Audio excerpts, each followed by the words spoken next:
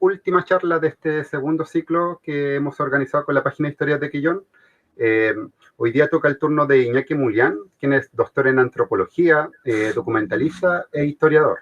Ha realizado múltiples trabajos en Isla Guafo, algunos en solitario, otros en compañía con Carolina Lema y otras personas. Y hoy día en la exposición se titula Relaciones vivenciales y memoria de las almas en el contexto del extractivismo en Isla Guafo. También es profesor de creación audiovisual en la Universidad Austral de Chile, y entre sus trabajos referidos a Isla Guafo podemos encontrar por internet el documental La Isla y los Hombres, que dejamos el enlace ahí en la publicación del video. Guafo, La Isla de los Colmillos, que es un libro que está como coordinadora con Carolina Lema, también dejamos el enlace. Y también encontramos 5 microdocumentales en Vimeo, los cuales se llaman La Isla, Luga, La Nimita de Caleta Samuel, Aves y El Faro y los Habitantes. Estos 5 microdocumentales también dejamos el link del enlace donde Iñaki ha publicado algunos videos, y los 5 están al final casi de este listado, y ahí los pueden encontrar con sus respectivos nombres. Así que damos la cordial bienvenida a Iñaki, muchas gracias por aceptar la invitación, y desde ya también la gente puede ir dejando preguntas, comentarios para Iñaki, los cuales voy a ir traspasando a él. Así que te dejamos, Iñaki. Gracias, Francisco. Agradecer por la invitación. Es muy interesante para mí, digamos, tratar de hablar del tema, de un tema también que me apasiona, que he estado trabajando yo y otras personas hace un tiempo, que es Isla Guafo.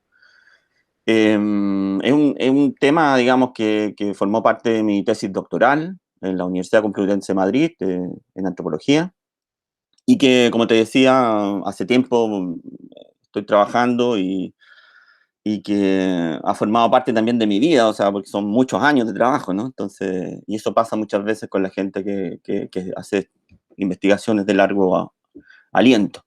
Y nos duele en algunos momentos también, ¿no? Porque uno se mete mucho en el tema y, bueno, eso pasa. Algunas veces se hostiga con algunas cosas, y, pero a mí no, fíjate, creo que fue un momento de investigación interesante, productivo, y me enamoró el tema mucho, digamos.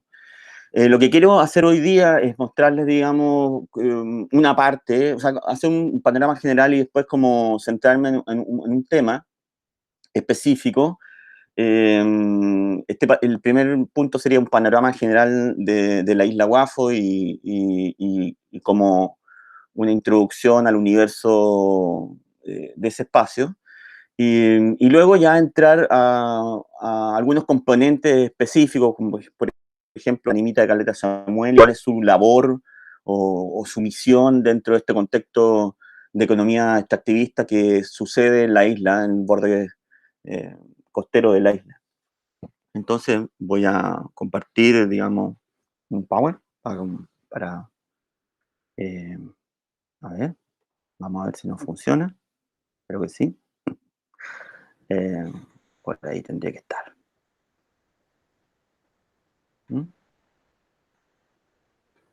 Compartir. Ahí está. ¿Se ve, no? Sí, está cargando. Ahí se ve. Perfecto.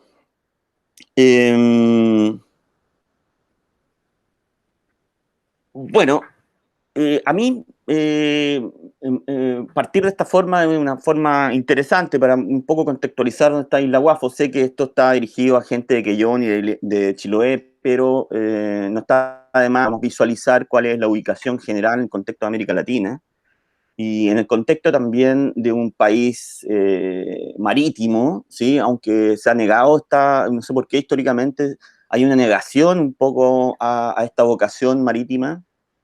Seguramente también porque Santiago ha tenido un rol central en la conformación del Estado-Nación y ha también ayudado a crear una mitología del chileno como un ser de campo, como el guaso central, ¿no? Con espuelas, poncho, y esta caricatura del ser chileno ha marcado mucho, digamos, en nuestro imaginario, y cuando imaginamos Chile en general, o cuando la gente lo imagina, el mismo chileno lo imagina, no se imagina, desgraciadamente, un borde costero, o una sociedad costera, o un pescador, o un mariscador, o un alguero, siendo que nuestra vocación históricamente ha sido siempre el mar. Un poco existe esta contradicción entre el imaginario que se ha propuesto del Estado-Nación y lo que somos en realidad, ¿no?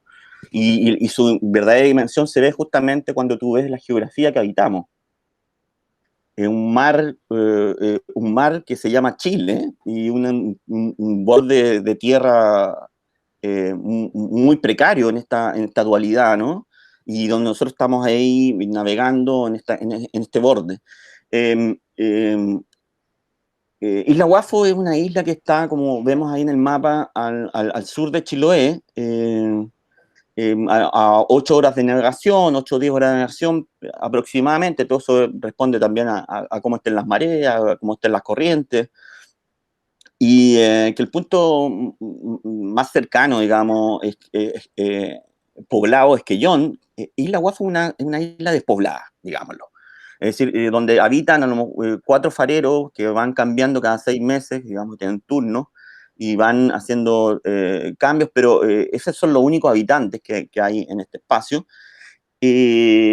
Casi todo el año, salvo el periodo donde hay habitantes que van en realidad a hacer extracción de productos, principalmente algaluga, que ha sido uno de los últimos boom económicos existentes en el área. Con anterioridad habían existido el boom de, de, de los locos, que fue también muy importante en este espacio, que es un espacio vital para la pesca y para la pesca, para el trabajo en el mar, y que afecta mucho la economía de Quellón y del área sur de Chile. Es decir, es un lugar con mucha riqueza, con riqueza en términos de, de mariscos, de algas, de peces, pero que también es muy peligroso. Esta dualidad como de riqueza y peligro, que es un poco el mito también de Isla Guafo. De los guaferos eran históricamente personas arriesgadas, personas que tenían que cruzar el Golfo de Corcovado con todo lo que significa en esos momentos, cuando no habían motores fuera de borda, y cuando eh, la navegación estaba muy influenciada por las condiciones del tiempo, por los vientos, por ejemplo, y cómo esos vientos se relacionaban con las corrientes y con las mareas, ¿no? Eh, También había sido una isla ocupada desde tiempos prehispánicos también, no sé, que había una carga, una conciencia de que este era un sector donde se abastecían los chonos, los pueblos canoeros, eh,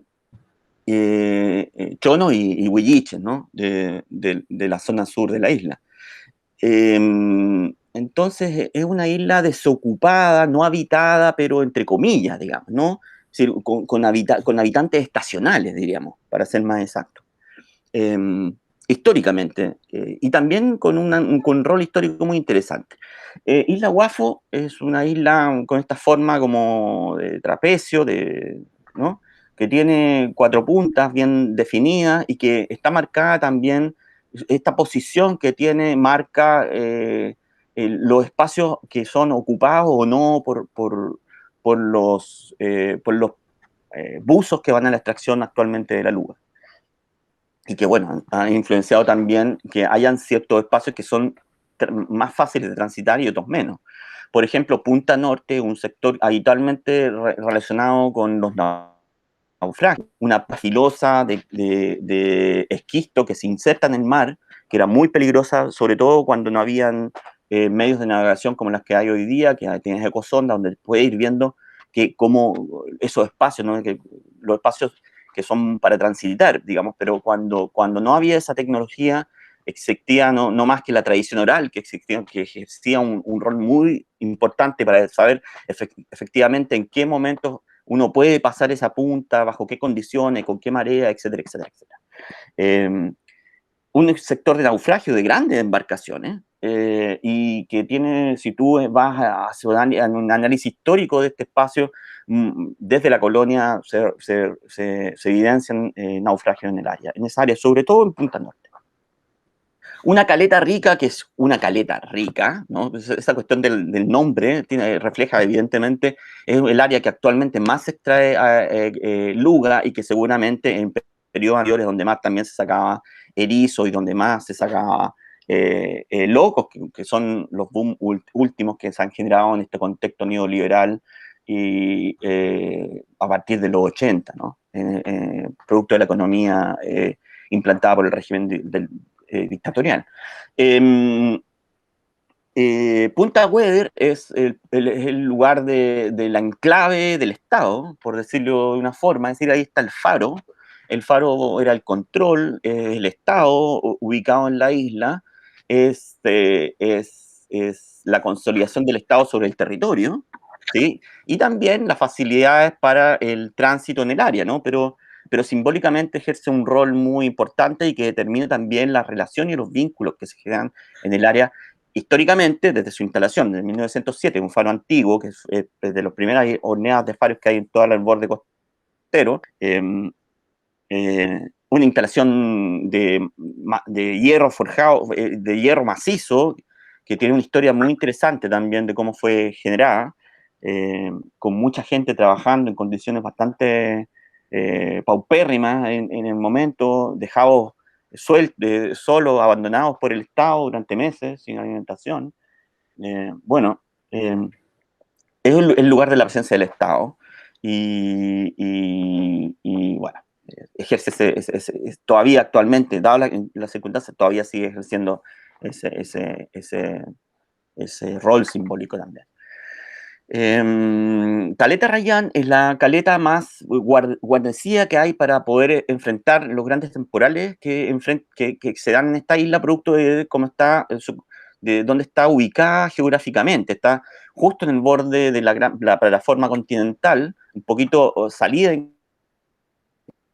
incluso y al medio del Golfo Corcovado, con todas las corrientes que eso significa, vientos muy fuertes que pegan algunas veces desde el norte, o sea, que pegan desde el norte, desde el sur, pero que los más complejos no son los vientos norte o sur, sino que el viento este, que hace imposible que se pueda guarecer, incluso en Caleta de Rayán, los buzos y los pescadores, y que obliga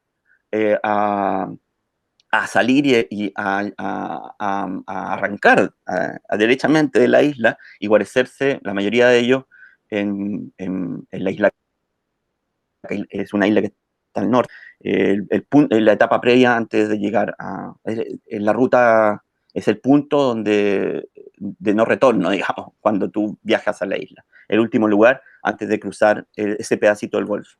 Ahí se van a guarecer cuando hay viento este. Caleta Samuel es el lugar de la memoria, así digámoslo, pero el lugar de la ballenera de Isla Guafo, que seguramente uno que marca un hito en la historia de Quellón, que marca un hito en la historia nacional, porque eh, es un lugar también de aprendizaje de balleneros, ¿no? Y Quiroz hace un trabajo y hace referencia justamente a lo importante que había sido Isla Guafo como un lugar de educación para los balleneros que trabajan que trabajan en el área, que posteriormente serán derivados a Valdivia y a otras balleneras en el norte. Ese lugar tuvo una ballenera que estuvo en el área hasta fines de los años 30 y que luego es abandonada, pero que queda ahí que quedan los vestigios de esa ballenera, ¿sí? Y que todavía son referenciados por los pescadores. Y dentro de esos vestigios vamos a ver que una de las cosas principales es una nimita que marca la historia de la isla, que marca la actual eh, eh, actualmente cómo se manejan, digamos, las redes o los vínculos con este espacio y con el espacio incluso de extracción. O sea, que existen vínculos entre la animita como una protectora justamente de los buzos y pescadores que van al área. Y ahí está la Nimita también, o sea, es el lugar de la ballenera, y es el lugar de memorias, ¿sí? De las memorias de la ballenera, de las memorias sobre el lugar también de las muertes, es un lugar también muy, muy complejo. Es la segunda caleta que hay en el área, pero una caleta que está mucho más expuesta y que ha tenido muchos accidentes, digamos, producto de su exposición sobre todo al viento este. Entonces, el lugar también de los naufragios, de las muertes de colegas, y que se evidencia en animitas más chicas que también están en esa área. Y en de otros vestigios arqueológicos, ¿no? Y que hace que yo haya denominado este espacio de Caleta de Samuel el espacio de la memoria, el espacio donde se juntan las memorias, a lo que se referencia a cada momento, y donde están las almas que protegen. Eh, Caleta Chip, otro punto importante, Punta Caleta y Punta Sur, digamos. Generalmente la parte sur de la isla es un lugar que es trabajado en forma menos esporádica, y sobre todo por los buzos más arriesgados y van a esta área. eh, y porque es un área que, producto de su peligrosidad, no hay tanto densidad en la extractiva, y eso hace que haya más luga, pero hay más condición, hay más riesgos, ¿no? en esta área en su trabajo. Lo que se pretendió hacer en el análisis, en el trabajo que se hizo durante todos estos años, era justamente evidenciar estos tipos de vínculos con el espacio y con los territorios de la isla, cómo el hombre que habita se relaciona, se vincula con el paisaje y lo que significa en términos teóricos también, es decir, esa dualidad del paisaje, esa relación, esos vínculos, ese vínculo con la geografía que marca al hombre, pero el hombre marca la geografía, y ese, ese bucle permanente entre la cosa y el hombre, entre el cuerpo y la cosa, que marca la creación de paisajes culturales. También evidenciar cómo las memorias muchas veces son útiles para sobrevivir en espacios complejos, pero también, sin quererlos, también son útiles y son muchas veces útiles al sistema económico extractivista, porque producto de justamente estas tradiciones orales que permiten el conocimiento de los tipos de navegación, que permite el conocimiento de las prácticas, muchas veces esta misma situación de memoria es ocupada eh, en el modelo extractivista o utilizada para justamente permitir sacar mayor rentabilidad, ¿no? Eh, Justamente, y esto tiene que ver con la compra y la venta de la alga, con la compra y la venta del erizo, con la compra y la venta de las materias primas que extraen, digamos, los mismos buzos y pescadores, que están metidos en una máquina donde ellos son el último eslabón, ¿no? Yo diría que serían el primero, pero justamente digo que es el último porque son los menos rentados de toda la cadena productiva. ¿Sí? Que no hay una verdadera conciencia que justamente la memoria, sus prácticas son lo que permiten todo el negocio extractivista y todo el negocio relacionado con estas materias primas que terminan siendo productos extraños, o sea, que no, son productos que terminan siendo, qué sé yo,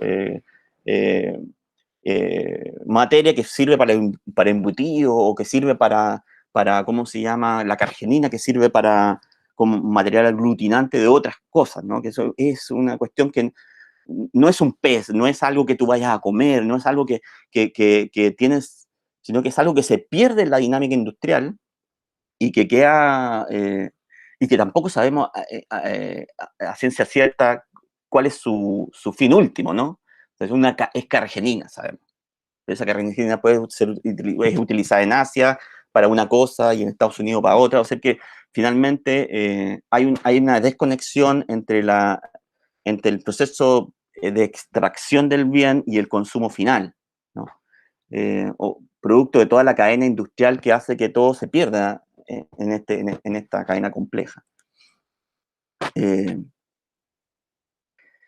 Y bueno, también lo imaginario, los prácticos, como decía, los prácticos sociales. Esto se analizaba en un proceso de investigación que duró bastante tiempo, un proceso inicial del año 2013, de prospección del área, un análisis histórico que tuvo un tiempo amplio, donde se fueron encontrando documentos, donde mapas que hacían referencias para tener una perspectiva histórica de la complejidad de lo que significa empezar a analizar el área. Es un trabajo de campo distribuido en distintos años, eh, yendo a la isla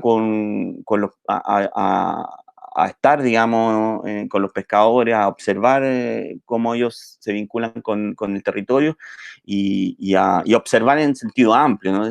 También ahí, la cámara tuvo un papel central como forma de observación etnográfica. Entonces, digamos que es un trabajo etnográfico, de etnografía audiovisual, digamos, ¿no? Y que también iba anexándose con otros elementos que hacía que la etnografía tuviera un peso y que, aunque estaba el peso central en esa forma tecnológica de registro, existía un cuaderno campo, existían otros elementos que iban sumando a esta misma etnografía.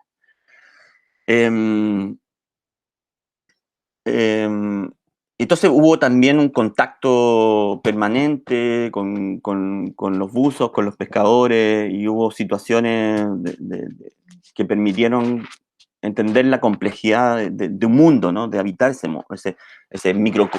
cosmos, o sea, ese mundo complejo, tanto del interior de los mismos pescadores como de su relación con el entorno. Y bueno, hay distintos donde se visualiza ese trabajo en el área.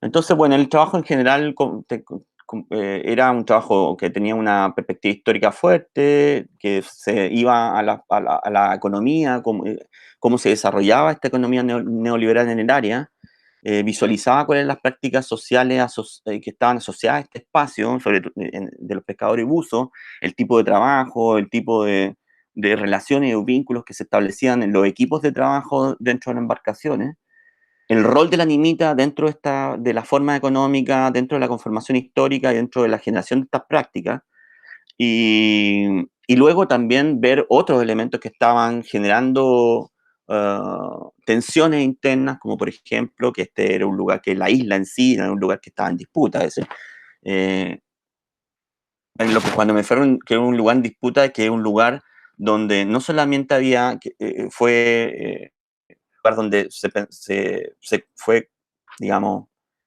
pedía una concesión para extracción minera, que finalmente no prosperó, sino que también es todavía una isla que está a la venta.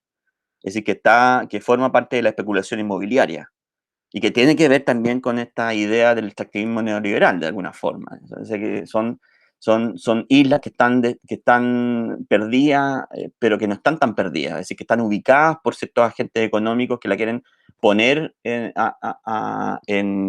el mercado, ¿no? Como un bien que puede ser consumido en términos de la compra y venta, ¿no? Yo puedo comprarme esa isla. Si tuviera los 20 millones de dólares que están pidiendo por ella. Evidentemente, no cualquiera puede comprar una isla. Y bueno, se hizo todo un análisis de la carga histórica, cómo funciona en el área, ¿no? Un espacio de recursos ocupados tradicionalmente, una isla asociada a los naufragios, un espacio de control del Estado rápidamente, controla este espacio por la ruta marítima del Estrecho de Magallanes, pero porque era la ruta del Estrecho de Magallanes que funcionaba en esa época, y era la ruta del comercio, el Estrecho, pero también porque estábamos en un momento de consolidación de los Estados-nación y de la misma frontera. Entonces, ese era el rol que ejercía y sigue siendo un rol muy, muy parecido actualmente en el área, de control, digamos, ¿no? al menos así lo piensan los buzos y los pescadores, que es importante. La ballenera, que es un rol importante, y bueno, los búmenes que se han dado en la isla, sobre todo a partir de... Y esto da la conformación de riqueza y peligro, con la cual se asocia esta isla, con la cual los buzos, los pescadores, la gente que yo asocia a la isla. Y de ahí es donde nace el término guafero, como un hombre que sabe los caminos y sabe llegar a este espacio y vive en este espacio y extrae en este espacio, que el guafero podía ser quillonino, pero también podía ser eh, de otros lugares. De hecho, hay muchas referencias a que a Isla Guafo se iba también desde la Huayteca, específicamente desde el sector del Repollal. ¿Ah? Hay referencias sobre eso y que, es decir, que los guaferos no eran necesariamente quilloninos y que eran gente que sabía muy bien el dominio de la navegación sobre el área, que estaba dispuesto a arriesgarse, ¿no? El proceso extractivo de la luga es complejo. Hay barcos de acarreo que van al área, que generan ciertas dependencias con embarcaciones menores. Estas dependencias son producto de ciertos anticipos que se dan habitualmente en el rubro de la pesca, del buceo. Los barcos de acarreo que van al área a comprar dan anticipo a los patrones de lancha, y los patrones de lancha que compran material para poder ir a trabajar, y los mismos patrones también hacen anticipo a los buzos, de tal forma que hay un endeudamiento así en cadena que hace que finalmente que este endeudamiento termina siendo perjudicial muchas veces para los mismos buzos, porque determina o predetermina desde ya el precio que pagarán cada uno de estos, que le pagarán a cada uno de estos barcos por el algaluga. Entonces, el poder de negociación es bastante bajo que tienen, salvo algunas lanchas que son muy pocas, que justamente no tienen sus recursos y no hacen estos préstamos y por tanto tienen libertad de venta.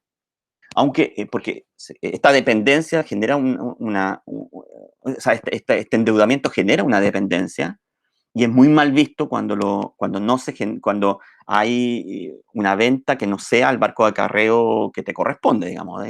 Se generan estos verdaderos núcleos de abastecimiento a barcos de acarreo que pagan, digamos, eh, muy bajo el costo por el kilo de luga, y los barcos de acarreo revenden esta luga a otros intermediarios que finalmente las llevan a las industrias que hacen el secado.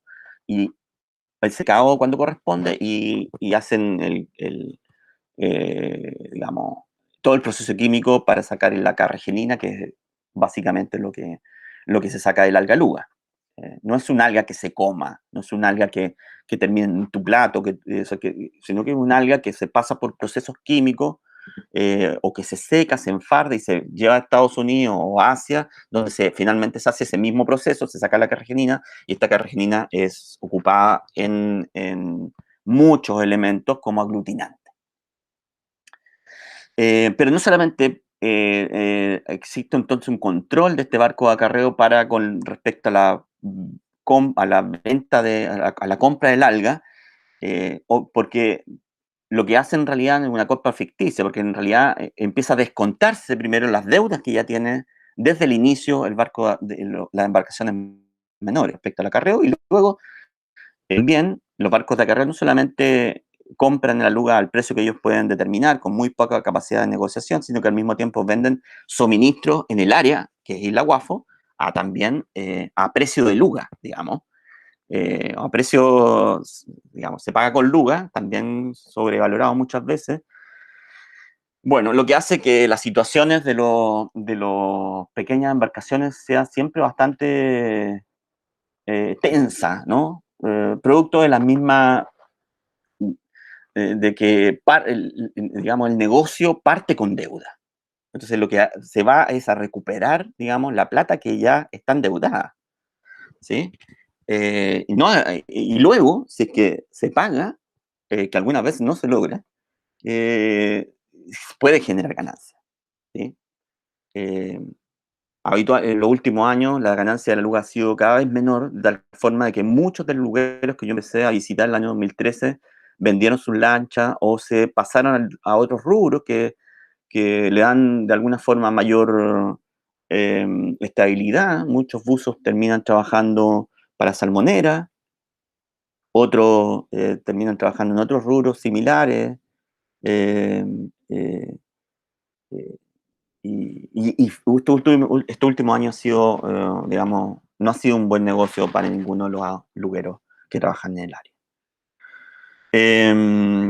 Los lugueros trabajan en el área, pero no solamente eso, sino que viven también en las embarcaciones durante mucho tiempo. Eh, y las embarcaciones son verdaderas células productivas, pero también son verdaderos hogares. Hay unas dinámicas muy son casas. O sea, hacían referencia a que era la segunda casa para muchos de las personas que vivían ahí. Pasan meses entre octubre y marzo de cada año viviendo ahí, comiendo ahí, relacionándose, armando en los mejores momentos cuando la luga o cuando el erizo o cuando los locos eran los recursos más buscados. Se armaban verdaderas ciudades flotantes en Caleta Arrayán o en Caleta Samuel. eh,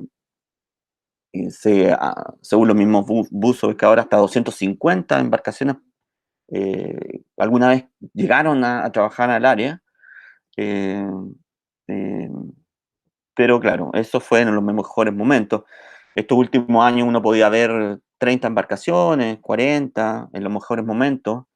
Y embarcaciones pequeñas como lo que estamos viendo ahí son las embarcaciones en que viven 4 o 5 personas en camarotes, se alimentan de ahí mismo. Al interior hay cocinas a leña con las cuales ellos cocinan, hacen pan, eh, toman mate. eh, Se forman verdaderas familias relacionadas con las embarcaciones. Y aunque hay rotaciones, también hay ciertas tripulaciones que tienden a ser las mismas, ¿no? Eh, y bueno, este peligroso trabajo que es ir a Guafo tiene una dinámica circular. Salen en las mañanas y van al lugar al lugar que ellos creen que puede ser el lugar donde puedan sacar luga. En la mañana hay verdaderas negociaciones entre los tripulantes, miran el cielo, ven cuáles son los vientos, se conversan sobre puntos que ya vieron el día anterior donde podía eventualmente haber luga, se llega a un acuerdo generalmente común entre todos los tripulantes y se va al lugar que se acuerda. Y entonces hay procesos de traslación desde Caleta Rayán, que es el área de resguardo, hasta el lugar que ellos determinan que es el lugar que van a probar suerte. Hay un proceso de inmersión que dura en general entre 8 horas, por lo menos entre 7 y 8 horas de inmersión, lo que es muchas horas bajo el agua. O un buzo normal no puede estar más de 2 horas, 2 horas y media bajo el agua y haciendo una descompresión de 1 hora y media, por lo menos. Bueno, los buzos trabajan bajo presión, sus cuerpos trabajan bajo una presión gigantesca. Dentro de la cadena, dentro de la tripulación, son los que generan más evidentemente en el trabajo, son los buzos. Y porque están los buzos, que están los asistentes de los buzos y están los patrones de lancha. Esa es más o menos la conformación y tienen roles bien definidos. Eh, entonces, llega el absurdo que trabajan 8 horas, 7 horas, claro, pero la descompresión no pueden hacerla, porque si no tendrían que estar toda la noche descomprimiendo los cuerpos. Entonces hacen lo que se llama la descompresión corta, de 40 minutos, y ellos van hacia el final del periodo de trabajo, van subiendo, o sea, prefieren siempre ir comenzando hacia lo más hondo y después van subiendo de tal forma de que la última descompresión la hacen esta descompresión corta, pero ya vienen descomprimiendo muchas veces durante todo el día.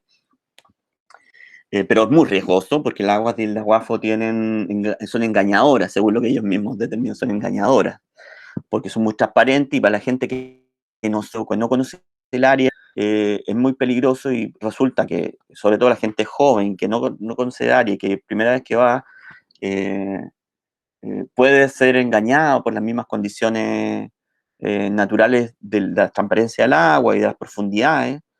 Y sucede muchas veces que hay accidentes del tipo por la descompresión, ¿no?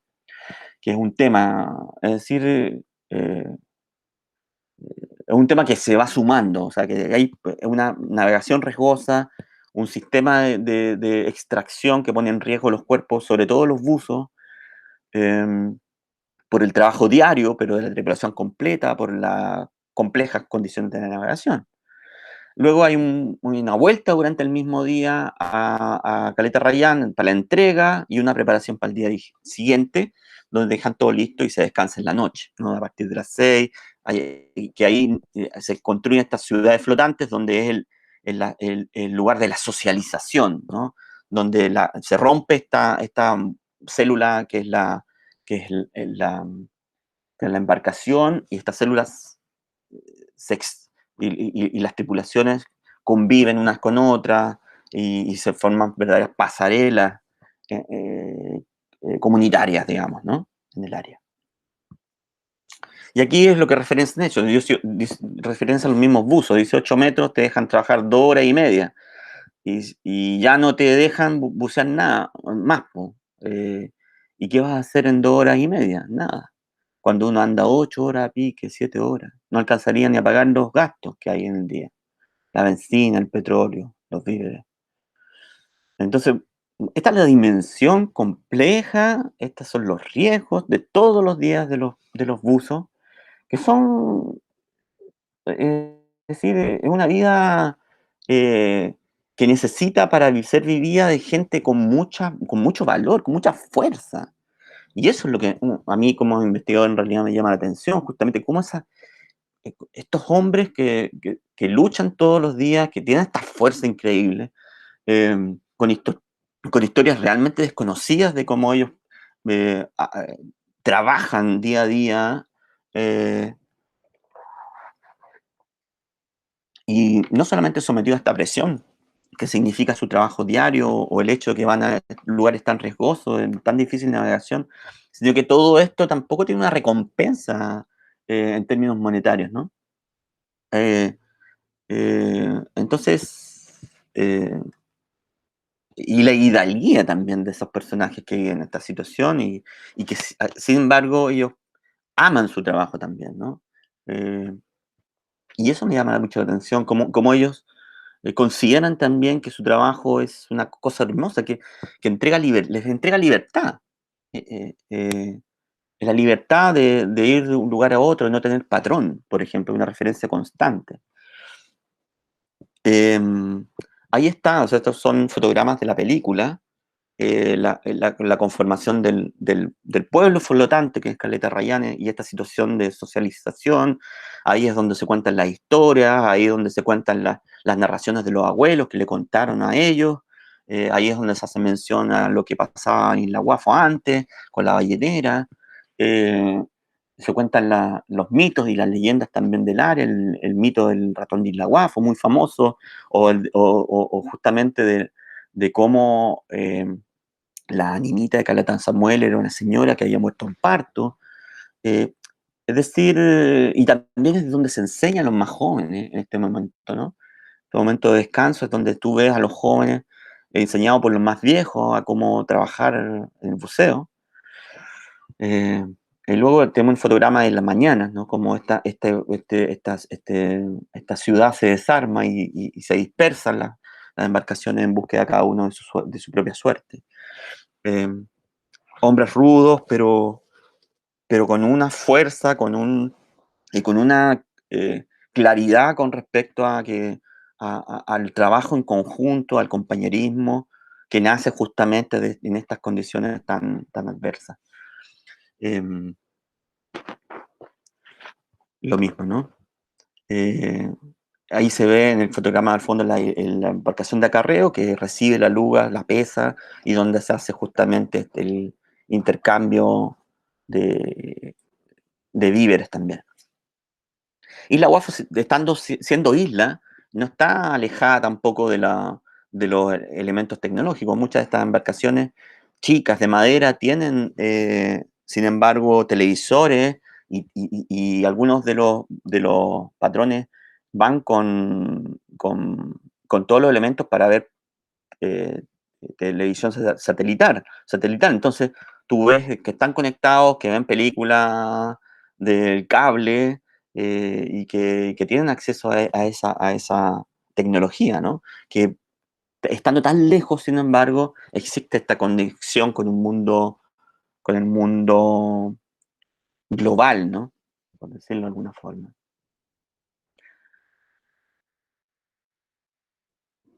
Y Caleta Rayar, entonces, ahí es ese espacio que se visualiza ahí, ¿no? Hay antenas, hay sector de ahumado, hay canchas de fútbol que se ocupan habitualmente, antenas eh, por algunas partes también, y es el sector de recalada. Y se generan ciertos flujos, ¿no? Que es lo que yo les había comentado. Flujo entre los científicos porque hay científicos que van a hacer, sobre todo, análisis de los lobos de pelo fino, que hay gran cantidad de colonias de fardela, y cómo esos científicos tienen relación con la animita porque pasan a visitarla, eh, o los barcos de acarreo pasan también porque es casi una obligación pasar, porque tienen que pedirle que por favor los proteja ante las situaciones adversas del clima, que les permita trabajar de buena forma, que los proteja en la inmersión diaria y que puedan volver a casa sanos y salvos. ¿Mm? Las lanchas tienen una gran conexión absolutamente y muy intensas y permanentes con la animita, los barcos de acarreo y, y también con las radios bases, que algunas de ellas están en Quellón. eh, y bueno, se genera ahí toda una serie de vínculos, algunos más intensos, otros menos intensos. Pero dentro de los más intensos y de los más significativos para los mismos buzos, es la nimita uno de los elementos centrales. Vamos a ver por qué.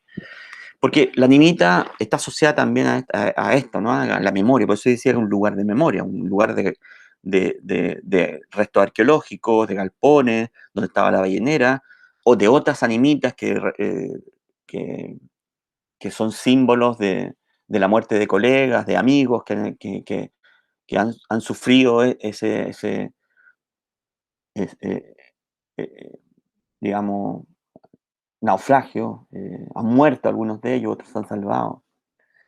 Eh, pero que también se ocupa en situaciones normales como sector de recalada, ¿no? Masivo como Arrayán, pero igual se ocupa.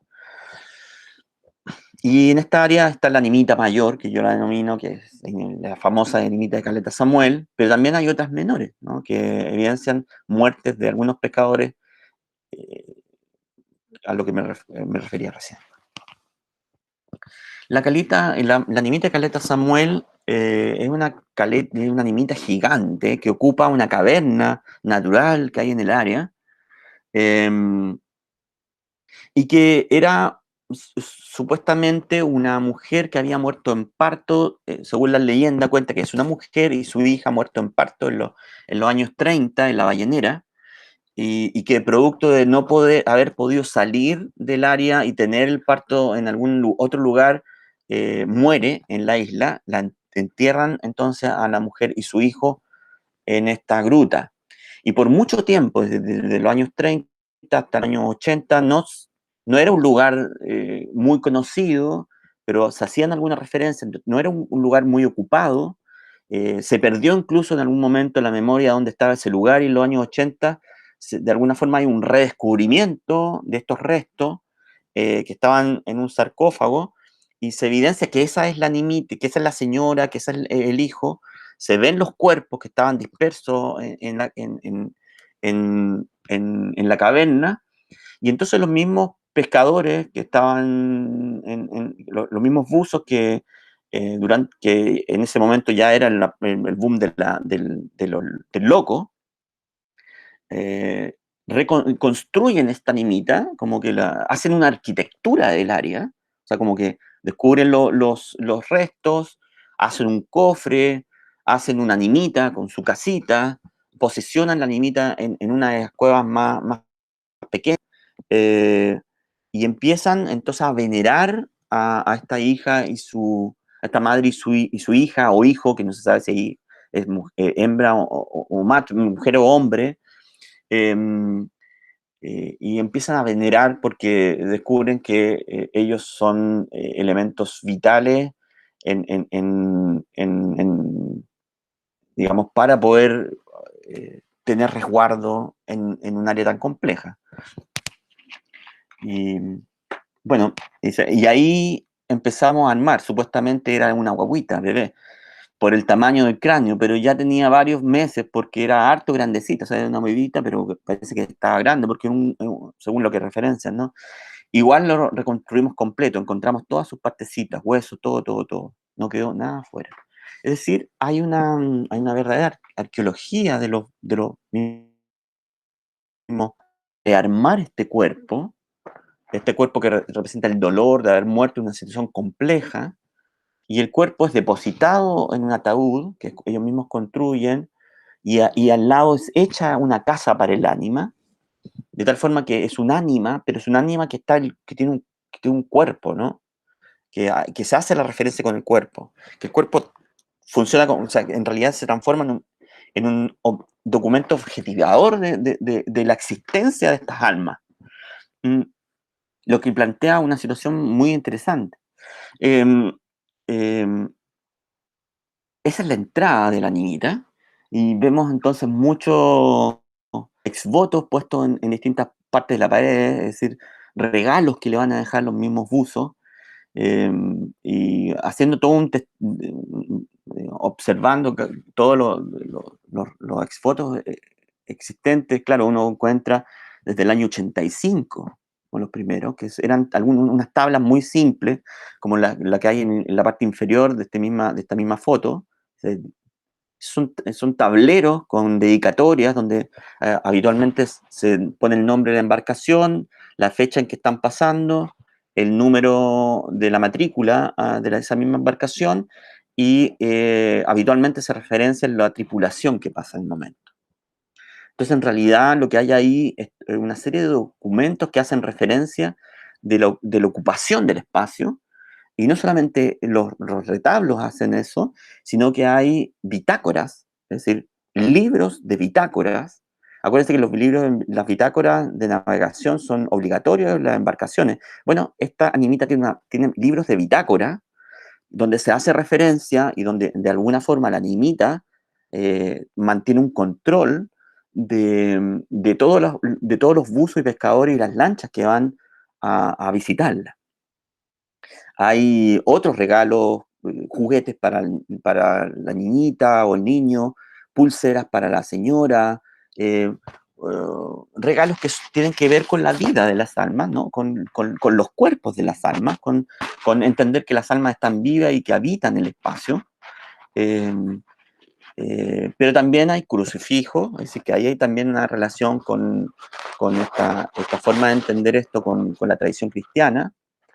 Eh, y también hay muchas poleras, o sea, que esta tradición que viene del norte, que empieza a llegar a la Nimita ya en los años 90, cuando las embarcaciones del norte en su tránsito hacia las aguas australes, pasan por la Nimita y empiezan a hacer una tradición, o también este paso a pedir permiso, de alguna forma es una puerta de ingreso a, a, a la Patagonia insular y a las aguas australes, donde piden permiso, dejan regalos a Nimita y siguen su camino hacia el estrecho, o hacia las aguas australes.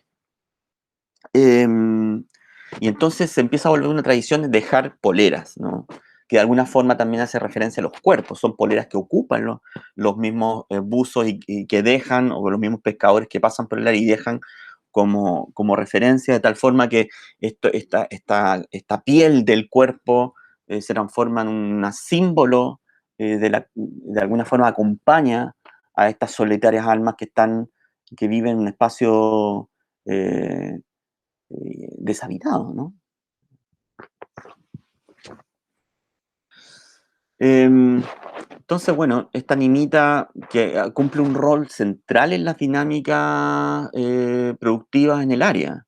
Incluso para otras actividades productivas que no son en el área, tiene un rol importante porque son las puertas de ingreso a es una puerta de ingreso a un lugar donde las almas tienen un tipo de agencia. ¿Mm? Un ataúd, que ahí vemos el ataúd y muchos de los regalos que son también, es muy común encontrar estas dúplicas eh, de embarcaciones hechas en miniatura, que incluso tienen un número de- de las numeraciones, que tienen las dimensiones. Hay algunas que son más, digamos, detallistas, otras que no, pero es también un tipo de exvoto dejado habitualmente en el área. Entonces esta dualidad, ¿no? Que está el cuerpo en su ataúd, pero está la casa del ánima, ¿sí?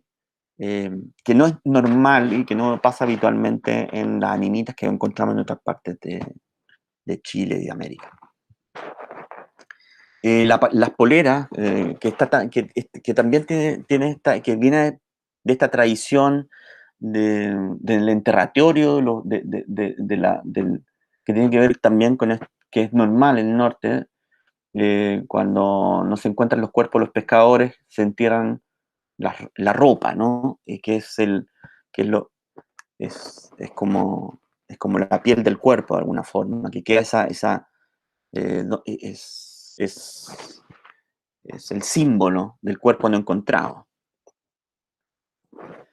Están las bitácoras, que son las primeras del año 85, o sea que es muy interesante porque hay una verdadera, eh, hay mucho detalle con respecto a las visitas de las embarcaciones, y eso tiene que ver con el control y agencia de las almas, ¿no? Que permiten que tú ingreses a este espacio, te protegen, pero también te obligan.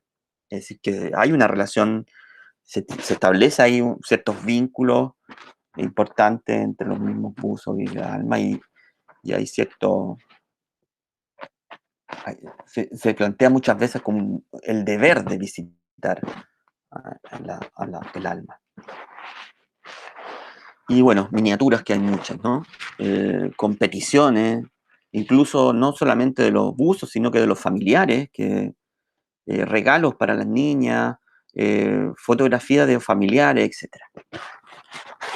De tal forma de que, bueno, la isla como peligro y riqueza, es un lugar donde se va como un proceso extractivo que está inmerso dentro de una cadena de un proceso extractivista neoliberal, donde ejerce mucha presión a la tripulación, a los cuerpos, sobre todo de los buzos que trabajan en forma, digamos, en condición bastante adversa, sin ningún protocolo reglamentario, porque sería imposible, no porque ellos no quieran, sino que porque bajo la presión que están sometidos ellos mismos no podrían trabajar, ¿no?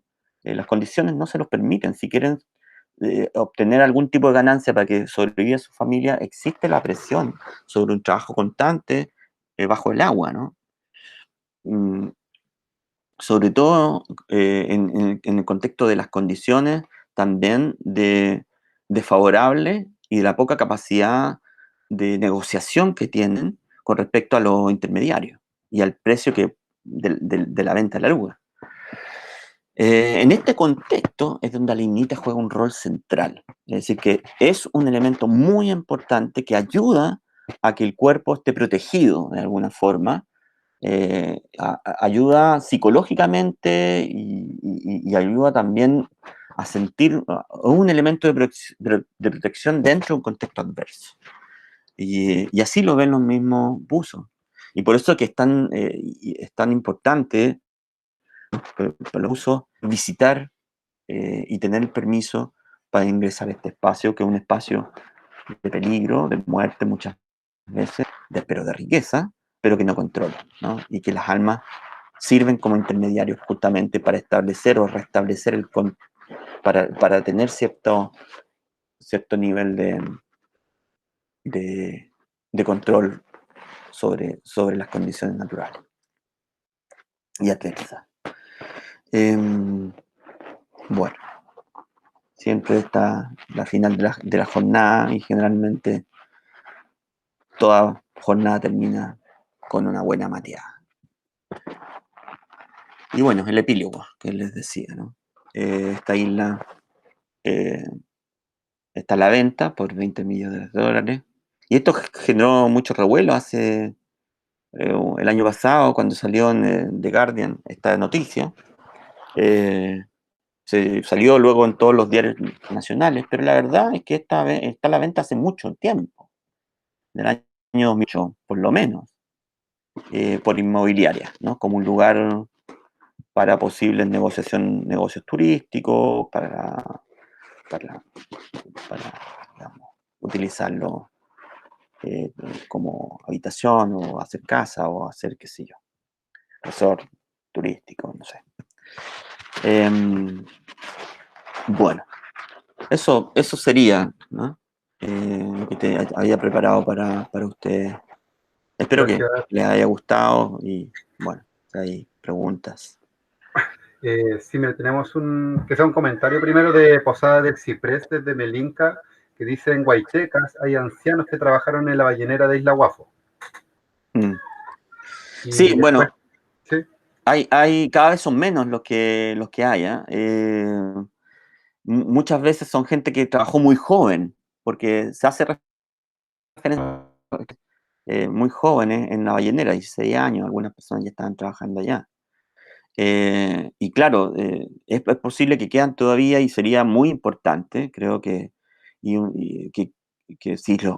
existen esas personas que tengan esos datos, puedan de alguna forma relevarse todo lo que ellos pueden saber con respecto a cómo funcionó la ballenera. Hay mucho que relevar en términos de historia oral con respecto a eso. Entonces, eh, con todo el esfuerzo que uno hace por tratar de cubrir toda la área, es imposible, porque uno piensa, bueno, es una isla, ¿no? Pero es una isla que ha tenido una tradición y un impacto y una importancia local para Chiloé y para otras. Entonces tiene una tradición y hay mucho que se puede sacar se puede investigar en esta área. O sea, sin contar toda la investigación arqueológica que se puede desarrollar en ese espacio. O sea, que es años puede estar ahí fácilmente y que hasta ahora no se ha hecho, sobre todo en el área de la ballenera. ¿Mm? yo precisamente eso te quería preguntar primero con respecto a sitios arqueológicos que se puedan vislumbrar que no sé si a simple vista, pero que se pueda ver que hay sitios arqueológicos que pueden ser investigados. Sí, o sea, dentro del equipo estaba Carolina Lema, que es arqueóloga, y ella pudo relevar elementos muy importantes para futura investigación arqueológica, pero que requieren evidentemente un nivel de presupuesto que nosotros no teníamos para poder desarrollarlo, ¿te das cuenta? Porque la logística es muy difícil en la isla. O sea, tú tienes que ir con la embarcación, tienes que tener un espacio. Por suerte que nosotros fuimos invitados por Héctor Pavés, que es un científico que había trabajado hace mucho tiempo, que estuvo trabajando mucho tiempo con los lobos de velo fino, y fuimos, de alguna forma, él nos invitó a que fuéramos a registrar, a hacer los primeros registros del área, los primeros registros audiovisuales, considerando que el año que nos invitó, que creo que el año 2013, había nuevamente rebrotado que la isla estaba a la venta. Entonces él quiso de alguna forma que lo ayudáramos a difundir la isla y su riqueza natural y su patrimonio cultural y toda es una isla maravillosa, sobre todo que es una isla que ha sido deshabitada, es decir, que está, no vamos a decir prístina, porque yo en realidad es un término que no me gusta ocupar mucho, porque eso de prístino o sea, ha sido ocupado tradicionalmente por el hombre, pero se ha manejado en términos bastante, o sea, su lejanía ha hecho que haya sido muy poco intervenida. en términos, o sea, entonces hay una ecología viviente gigantesca, hay ballena franca, ballena jorobada, orcas que atacan a los lobos de pelo fino y que tú las ves fácilmente. O sea, que hay un nivel de riqueza ecológico gigante que yo traté de relevar de alguna forma, pero como yo tenía más, yo soy más historiador de formación, y después, bueno, también me metí en la antropología y me metí más en el tema de los buzos, te das cuenta, y finalmente me dediqué a hacer mi doctorado en eso. Pero en el área de la arqueología tiene mucho que se puede hacer con respecto al Faro, por ejemplo, el Faro 1907, que hubo cuadrillas de trabajadores que estuvieron trabajando años para, imagínate, para construir, llevar esa plataforma de hierro forjado, subirla arriba. Descubrí algunos documentos del año que salían en el año 1906 en Puerto Montt, un diario hablaba de que estaban abandonados la gente había abandonado a la gente, los trabajadores de Guafo. No sé en qué habrá quedado eso. O sea, hay mucho que se puede hacer, que se puede revelar en términos históricos y arqueológicos. En el Faro, por ejemplo, o en los naufragios, que sobre todo en Punta Norte, hay una serie de naufragios que todavía se evidencian, y se evidencian en anclas que hay botadas en algunos espacios, restos de embarcaciones tirados, sobre todo en Punta Norte. Luego hay muchas áreas, o sea, hay mucho que se puede hacer en el área de la paleontología. Sobre todo en el borde costero hay restos paleontológicos importantes eh, que están referenciados. Hay mucho resto fósil y grandes, no solamente pequeños. Algunos de esos restos fósiles han sido evidenciados por Darwin cuando pasa y se baja en la isla. Acuérdense que él hace un paso por Isla Guam y se queda algunas horas en el área, y eso lo referencia en su libro de adaptación. En su libro de adaptación queda constancia de esa bajada en Guafo.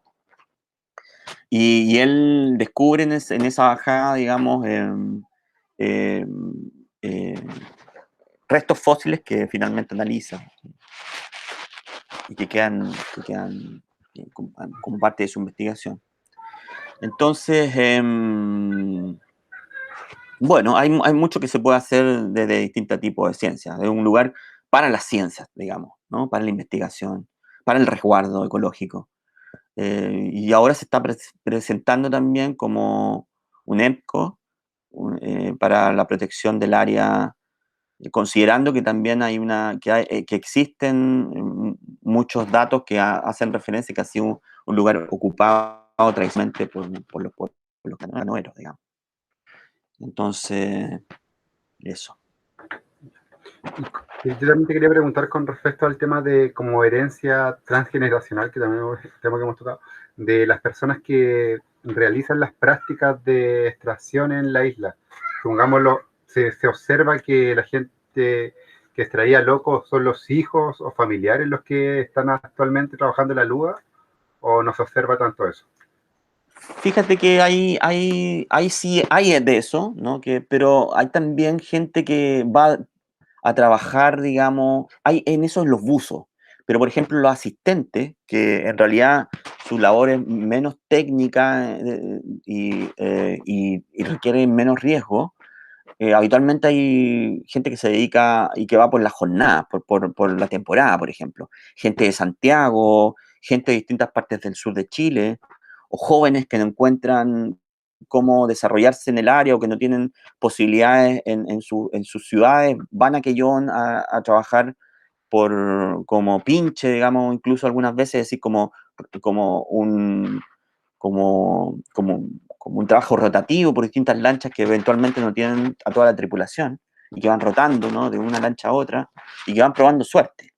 Entonces hay gente que que tiene esa tradición, que diríamos que son habitualmente los buzos, que trabajan en este contexto más técnico, que requiere ciertas habilidades, que requiere de ciertos mecanismos más complejos, y otros puestos que son menos clave, pero que son ocupados por gente o que se quiere integrar recién al trabajo de buzo, o gente que no tiene ningún espíritu de ser buzo, sino que va simplemente a trabajar en forma momentánea. Y los viejos son los que hacen más referencia a los que de alguna forma tratan de hacer, de referenciar a su antiguo. Entonces, bueno, no es tan claro, o sea, no es esta tradición que viene de padres a hijos, sobre todo también que hay esta necesidad, porque uno cuando los pregunta, oye, ¿y tus hijos son? O, o quisieras que fueran, los más jóvenes, quisieras que fueran buzos, no. O sea, hay un no rotundo, eh, porque la situación de ellos es una situación compleja, de riesgo permanente, de poca remuneración, de invisibilización de sus problemas, es decir, están inmersos en un mercado bastante eh, que los presiona por todos lados, ¿no? E incluso la misma isla Guafo, que es un sector de extracción y que tiene un rol muy importante en la extracción, en los ciclos de extracción en Quellón, para los quelloninos, se ve amenazado por el tema que son súper extraños, como la venta de una isla, por ejemplo. ¿Cómo tú puedes vender una isla? O sea, en qué momentos una isla que es que aparte que es un lugar tan estratégico para un lugar como Quellón, para una ciudad que básicamente es una de las productoras en la cual se especializa la mayor parte de la gente en estos rubros de mar, ¿en qué momento esta isla se vende? Es decir, en qué momento pasó esto? No lo sé, se pierde un poco en el espacio-tiempo, ¿no? Porque hay algunos que dicen que siempre fue privada, ¿no? Y es probable que haya sido así y que se haya mantenido. A eso a ese punto ya no me metí yo. Eh, no quise entrar, digamos, pero bueno. Tania Márquez de la revista Tradiciones de acá de Chiloé dice, ¿hay algún libro que aborde las historias que cuentan quienes frecuentan la isla como pescadores y algueros, relacionados con leyendas, naufragios, etcétera? Y otras preguntas, ¿hay alguien que haga turismo cultural a esta isla? Y Carolina justo responde, Carolina Lema, le responde, le manda Guafo, la isla de los colmillos, y también contarle a Tania que en la descripción del video en vivo nosotros dejamos justamente el enlace que deja Carolina, así como el de el documental, La isla y los hombres, y los 5 microdocumentales, están todos los enlaces disponibles en la misma descripción del video. Y Carolina igual dice que también hay algunos trabajos de Daniel Quirós que recogen historia de la ballenera de la zona. Y también cuando expuso Daniel Quirós también compartimos sus publicaciones, pero está a la referencia de Carolina. Y con respecto a ese libro, que tú también participaste, el de la Isla de los Colmillos, te quería preguntar con respecto a ese relato entre mítico, fantástico del ratón de Isla Guafo, que también se tocó en la Sí, charla de Daniel Quirós. sí. Ah, sí. Eh, Perfecto. No tuve la oportunidad de verlo, pero si se pudiera como ubicar, que Daniel Quirós no estaba al tanto con respecto a esa historia. claro, Pero es una historia bien interesante que a nosotros nos llegó de rebote por un escritor que hacía referencia a que su abuelo, no sé, bueno, ya no me acuerdo si era su padre o su abuelo, había sido el ballenero de Isla Guafo, y que él tenía en la memoria cuando su padre le contaba este cuento del ratón de Isla Guafo. Entonces, de apellido Subiabre, no me acuerdo exactamente el nombre y él nos permitió, digamos, que poder, eh, digamos, como mostrar, digamos, ese cuento que él cuenta y que hace referencia justamente a esta historia mítica de un ratón en Isla Guafo. Bueno, la leyenda cuenta que en la época de la ballenera, como imagínate, personas viviendo en la ballenera estaba totalmente aislada, una isla de muy difícil acceso, entonces había gente que vivía permanentemente en la ballenera y que en invierno, en las condiciones de aislamiento, hacían que la gente de alguna forma no encontraba mucha diversión. Entonces, una de las cosas que hacían para divertirse los obreros que trabajan en la ballenera era eh, tomar los ratones, ponerle la cola, eh, ponerle brea o algún combustible y prenderle la cola. Entonces el ratón, lo que sucedía es que el ratón moría, digamos, en esa condición, quemado y salía arrancando. Bueno. Y no pasó un día que es el ratón que capturaron y que le hicieron eso, se metió entre medio de la ballenera. Y es en ese momento cuando la ballenera se quema completamente y desaparece. Es decir, es el ratón de Isla Guafo, es ese ratón que de alguna forma se venga del ser humano por el acto cruel de haber y se venga no solamente de su propia vida y de su propia muerte, sino que venga al mismo tiempo la muerte de todas las balleneras, de todas las ballenas que ha hecho la ballenera. O sea, de alguna forma, el ratón es un héroe al sacar al hombre de ese espacio. ¿Te das cuenta? O sea, y ese es el ratón de Isla Guafo, es un ratón, digamos, el animal menos querido, ¿no? Pero que es el animal que viene con el hombre también. Sí, es bien interesante porque hay mucha capacidad, tú puedes analizar por distintos puntos de vista y te entrega como muchas aristas de lo que significa, digamos, eso. Entonces, es el hombre finalmente, producto de su crueldad, que termina siendo expulsado eh, de ese espacio. Y desde ese momento, a la isla no hay nadie, o sea, no hay habitantes en la isla. Desde que el ratón quema la ballenera, desde ese momento el hombre desaparece, por decirlo de alguna forma, del espacio. La naturaleza recupera. Y bueno, es así, o sea, justamente sucedió eso. Claro, el mito es que es el ratón de Isla Guafo quien hace que la ballenera termine su vida. Este relato se Ese, ubica entonces en 1938. ese relato se ubica, por las referencias que hace este escritor de su padre, se ubica justamente en un trabajador. O sea, son los cuentos que se contaban en esos momentos, digamos. Pero es la década del 30 cuando se va la ballenera, ¿o no? ¿Se ubica en Claro, ese es tiempo? decir, estaría ubicado en ese contexto. ¿Y ustedes han encontrado como antecedentes históricos con respecto a incendios en Isla Guafo, en la ballenera? No.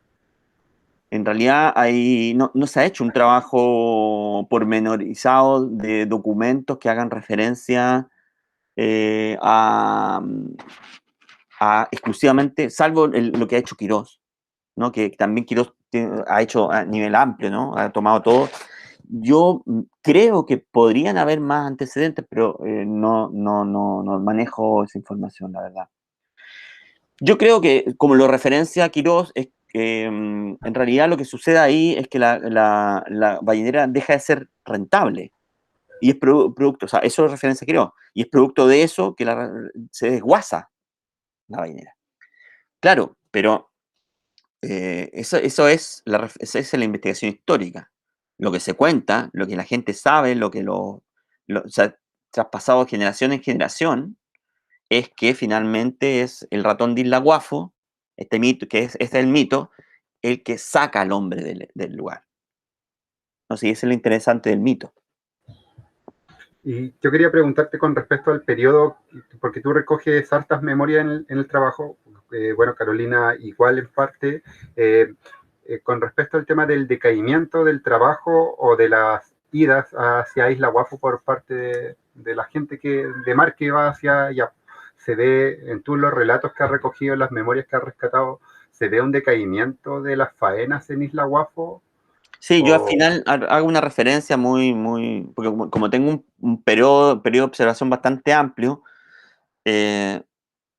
la escritura de mi tesis terminó el año pasado, Entonces, claro, yo los últimos contactos que tuve con gente, con informantes, que sé yo, los tuve el año pasado, y ya, o sea, yo me fui viendo que, qué sé yo, muchos de los buzos que yo entrevisté, que trabajaban, que veía que estaban más entusiasmados por su trabajo y que, y- digamos, que eran más recurrentes en sus idas a Guafo, con el tiempo fueron dejando, fueron vendiendo sus lanchas, algunos de ellos, o sea, otros fueron cambiando de rubro, otros derechamente dejaron el buceo. O sea, como que también existen algunos de ellos, el cuerpo ya no, producto de las mismas condiciones de presión y del trabajo, también el cuerpo, pasado los 40 años, hace que sea más difícil trabajar en ese rubro y en esas condiciones. Entonces también hay como que hay ciertas cosas que te hacen finalmente buscar otras alternativas económicas porque las condiciones, como digo, son muy extremas de trabajo. Entonces hay algunos que tuvieron accidentes, que sé yo, que decidieron cambiar de rubro para así no peligrar, digamos, que sus vidas no peligraran. Imagínate, o sea, peligras tu vida, no solamente en el viaje, sino que en el trabajo, y te pagan, y la capacidad de negociación hace que tú partas endeudado. O sea, una deuda de 500.000 pesos, de 1 millón, los patrones pueden ser de 3 millones o más.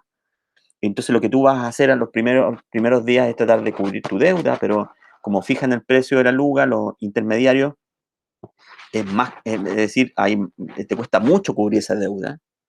Entonces, claro, llega un punto donde ya no es rentable o cada vez es menos rentable. Tu capacidad de producción debería ser mucha más de la habitual, pero tú no puedes trabajar más de 8 horas porque ya no te permite más el cuerpo, ¿te das cuenta? O sea, ellos deberían trabajar normalmente 2 horas y media bajo el agua y trabajan 8. Si ya con 8 horas de trabajo de los buzos tampoco es rentable, entonces, ¿qué te queda, digamos? Entonces llega un punto donde ya no podéis trabajar más, no podéis exigirle más al cuerpo tampoco. O sea, hay ciertas cuestiones que te impiden, y bueno, y lo natural entonces es que muchos de los buzos, de los patrones de lancha, ya no quieran ir a Isla Guafo, o prefieren otra alternativa, o derechamente vender la lancha. Yo lo que vi es que hay una constante venta de lancha. ¿Verdad? De muchos de mis personajes, o de mis informantes clave, terminan dejando el rubro en tus últimos 5 años. Y vendiendo sus lanchas, Realmente rápido. O sea, no, y fue.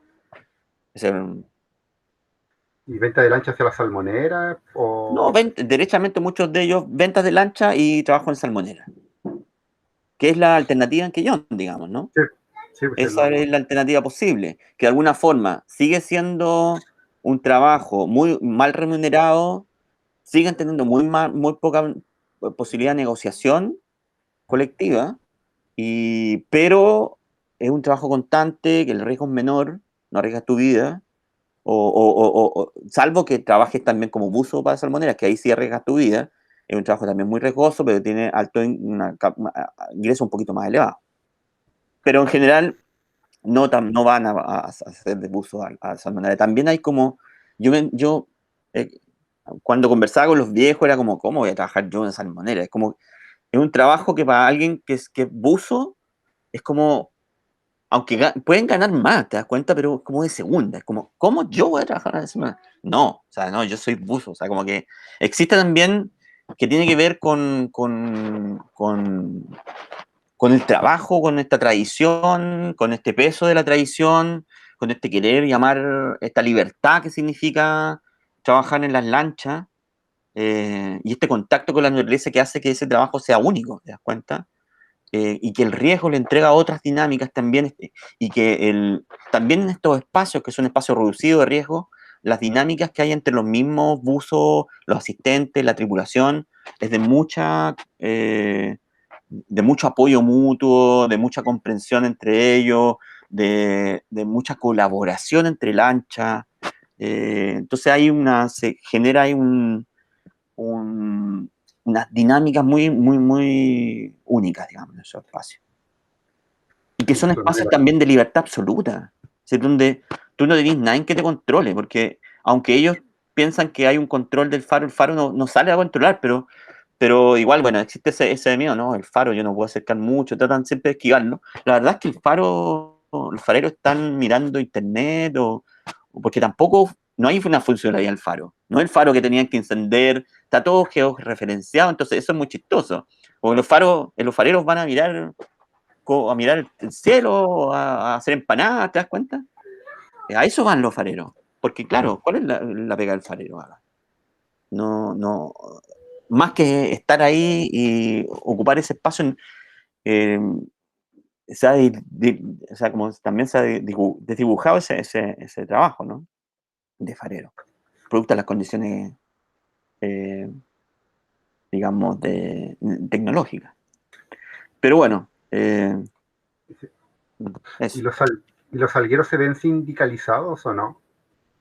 Hay sindicatos de pescadores, ¿sabes? Hay sindicatos de pescadores, pero en realidad no sé si esos sindicatos están en su mejor momento, digamos. ¿Ah? Porque de alguna forma ellos referencian que hay sindicatos, los sindicatos no siempre eh, son ocupados para el beneficio de todos los sindicalizados y que hay ciertas castas que se quedan en ciertos lugares y hacen aprovechamiento de su situación de poder y entonces que hay poco recambio de líderes, ¿no? Eso es lo que se referencia desde las bases, ¿no? Entonces no hay, aunque los sindicatos siguen teniendo un poder, existe mucha crítica interna a esta falta de liderazgo, de cambio de liderazgo, y de, y de horizontalidad con respecto a las decisiones. Y relacionado con el tema de los pescadores, quería preguntarte con respecto a cómo ves esta solicitud de espacio costero marino de pueblo originario realizado por comunidades indígenas de Quellón y en conjunto con pescadores artesanales. O sea, yo creo que es una herramienta y muy importante para poder empezar a proteger el área. Digamos, eh, creo que es una herramienta que se está ocupando para que de alguna forma tener eh, un área que permitiría de alguna forma estar más aliviado en términos de lo que significa el riesgo actual que tiene la isla, de venta, por ejemplo. Entonces, yo creo que algo así debería ser un parque nacional. O sea que yo creo que esa es la medida.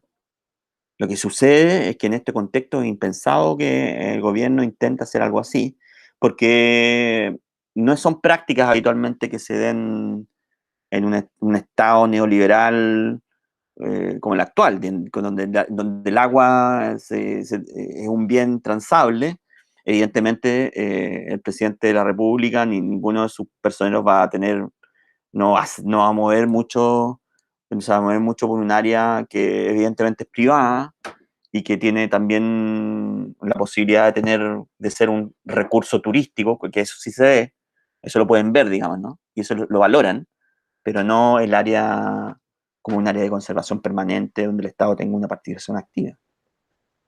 Hace poco salían comentarios desde el gobierno que salían que apoyaban la solicitud de espacio costero, pero entendiendo que la solicitud de espacio costero solamente está preocupado de la costa. Claro, o sea que sobre Dejan, el área territorial no hay ningún tipo pero bueno, es algo, digamos, es algo. Y eso de alguna forma limita la acción o de alguna forma limita la acción de la venta, porque claro, hay un área que ya está protegida, que es el área costera, el borde costero. Entonces, bueno, son cortapisas que van poniendo que son los primeros pasos, digamos. Evidentemente existe una larga, una serie de datos que avalan que este área ha sido un área de permanente ocupación indígena, producto de conchales que hay, de distintos elementos que se pueden ubicar en la área, incluso documentos históricos que hacen referencia a una ocupación temprana, es decir, donde cuando ya los españoles pasan y empiezan a ocupar Guafo como un lugar de tránsito de embarcaciones, porque es un lugar, es una de las postas que hay, o donde se abastecen de agua, o de leña, las embarcaciones, incluso durante el periodo colonial, hacen referencia a que hay algunos eh, algunas situaciones que podríamos entender que son ocupaciones indígenas del área. ¿Sí? Por Entonces, bueno, último, hay una larga data de esa ocupación y eso evidentemente avala una petición como la que están haciendo algunos líderes indígenas del sector.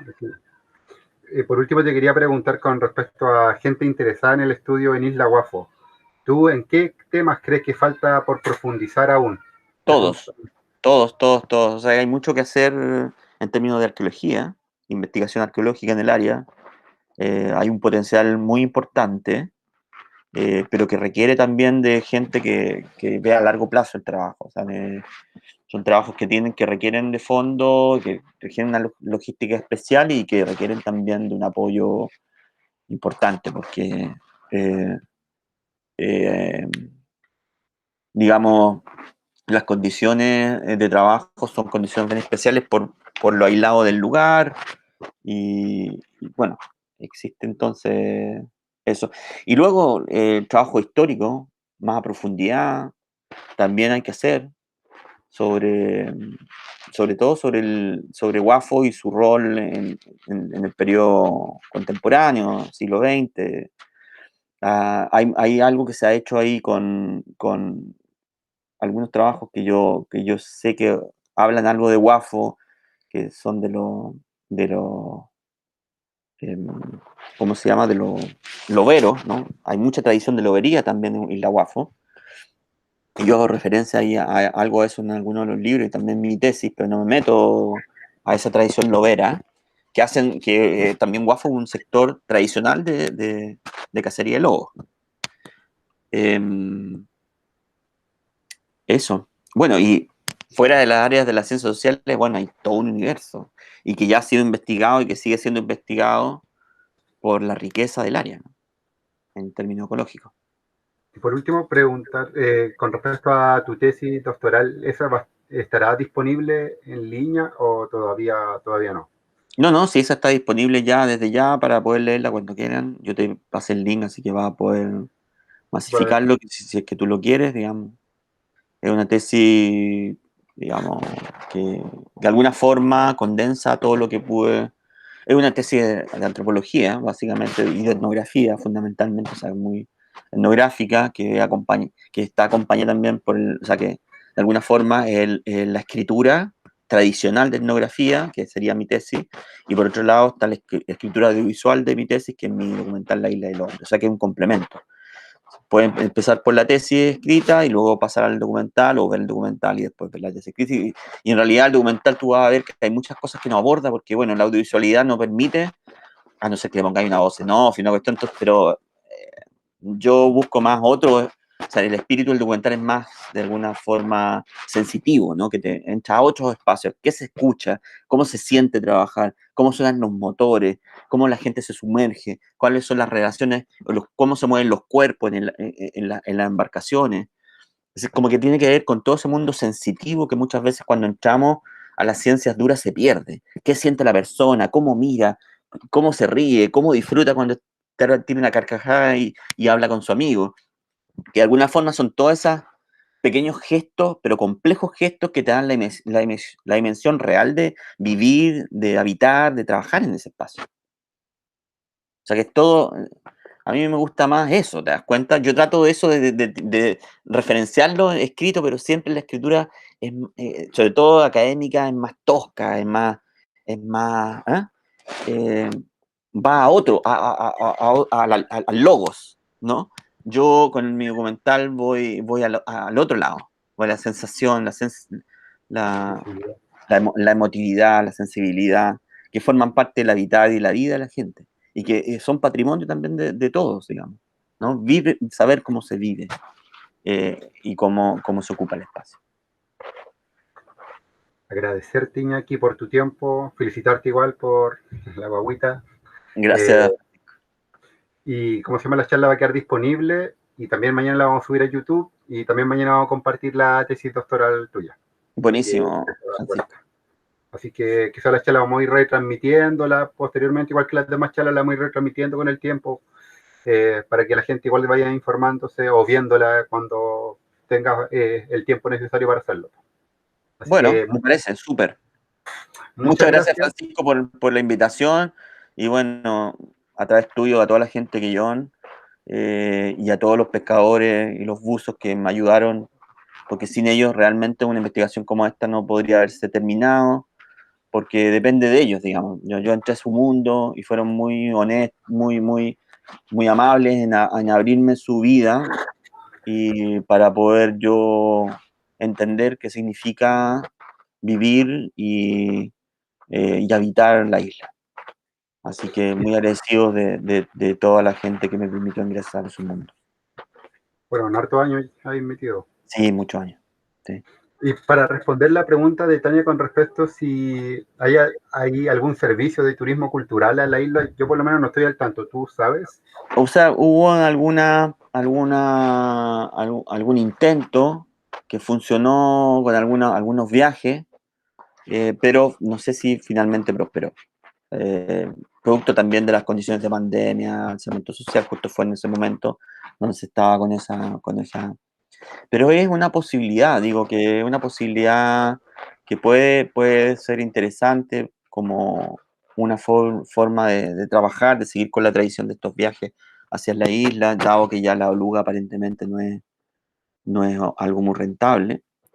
Hay intentos de los mismos buzos por tratar de buscar alternativas en este turismo sustentable, pero yo sé de un intento que tuvo o sea, que se hizo, que se fue con algún turista durante un tiempo, una semana, qué sé yo, pero no sé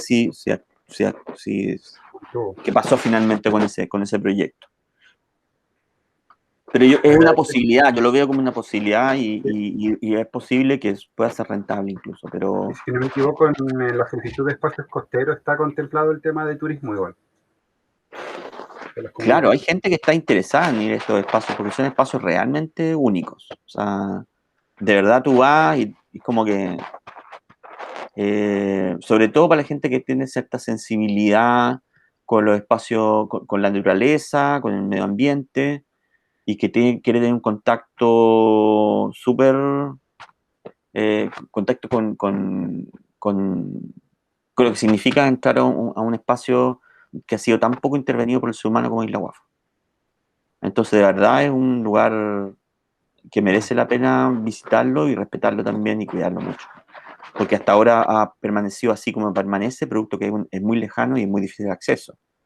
Si hubiera estado con mejor acceso, seguramente No sus bosques ya estaría. no estarían con nosotros, digamos. Así que, por eso, aprovechar, digamos, que todavía se ha conservado y tratar de luchar porque sea un área de conservación y porque el Estado tenga un rol activo en proteger no solamente el mar circundante, sino que sobre todo el espacio de la isla completo, territorio completo.